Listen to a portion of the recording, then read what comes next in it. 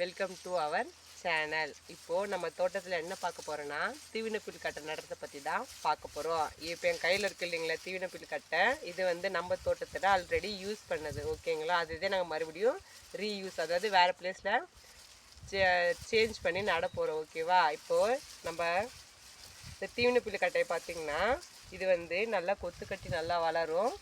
அது மட்டும் இல்லாமல் அதிக அளவு சொனை இருக்காது, நல்லா பெருசாக நல்லா விரிவடைஞ்சி வரும். ஓகேங்களா, இதை பார்த்தீங்கன்னா இந்த தீவனப்புல் கட்டை பார்த்திங்கன்னா இது கொத்து கட்டி வரும்னு சொன்னேன் இல்லைங்களா, இது வந்து பார்த்திங்கன்னா நல்லா ஹைட்டாக வரும்.